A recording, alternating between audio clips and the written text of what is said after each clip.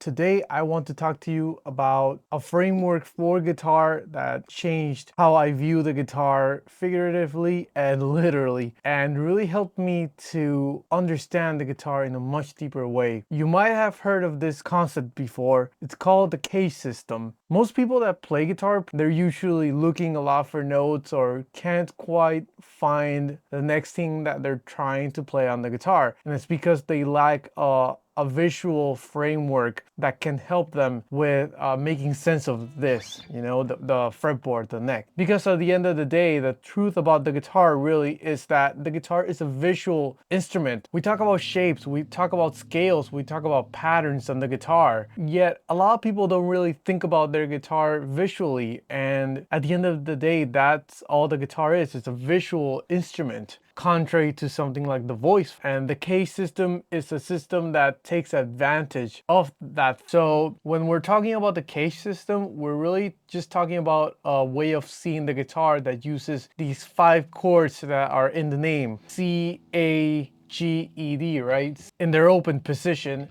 C, A, G, E, and D. This is really how we map out the guitar, just using these 5 chords. Basically, we're learning to see the same chord in 5 different ways throughout the neck. Take, for example, C major, right? We got C major here in its root position, C open chord.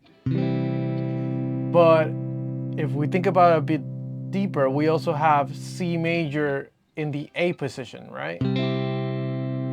So that's one position. But if we look at C over here, we have it in G position, which is basically the same as playing this G chord, but just moving it up to C, which is on the 8th fret over here. And if we think about it a bit more, we also have the E position right here of C. And if we look at it over here, we got C in the D position, because it's like playing D, right? But just over here.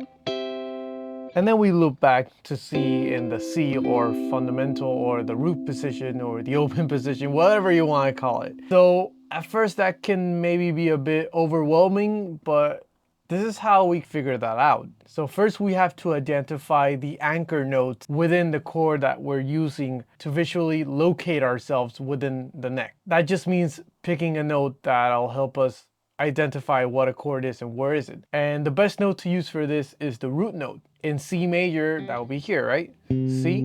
And we got C over here too on the 1st fret on the B string, right?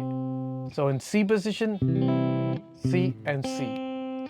In the A position, we got C again in the 3rd fret on the 5th string, but we also have it here on the G string on the 3rd string, right? 5th fret. So those are the anchor points we use for that position.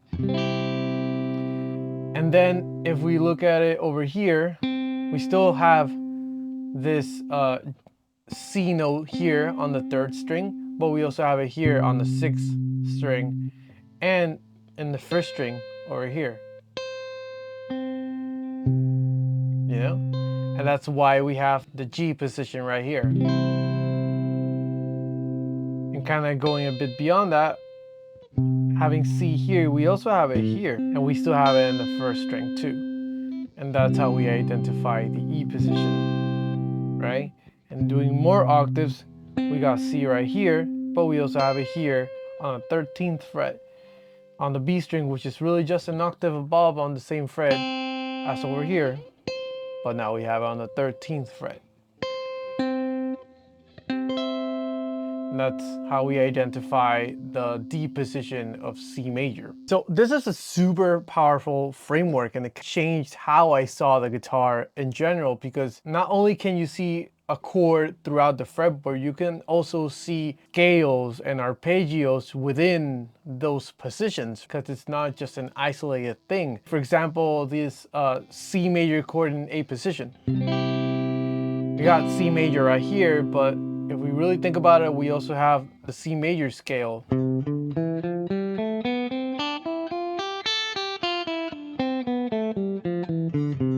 right here without really moving our hand anywhere throughout the fretboard. And if we think about it a bit more, we also have the arpeggio right here, which is just playing the chord but note by note instead of all the notes at the same time. So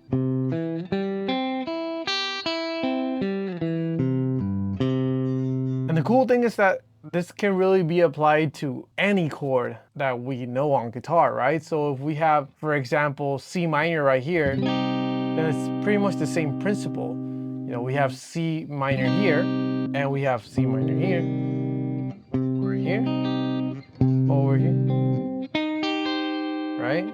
Over here on the E position, over here on the D position. And these are really the same 5 shapes, just with notes adjusted for the particular chord that we want to play wherever we are. So it becomes a way of seeing the fretboard more vertically instead of horizontal. And this is super useful because it avoids this trap of moving up and down the fretboard without having the necessity to do so, right? There are times where we play progressions where we don't really need to go up and down the fretboard. We can just do it right here. So a lot of people could do maybe something like,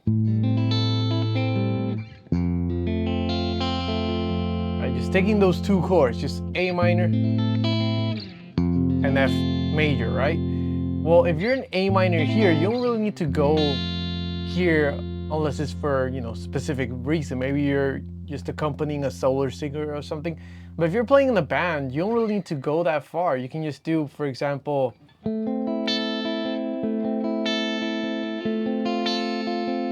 right? You got it right here.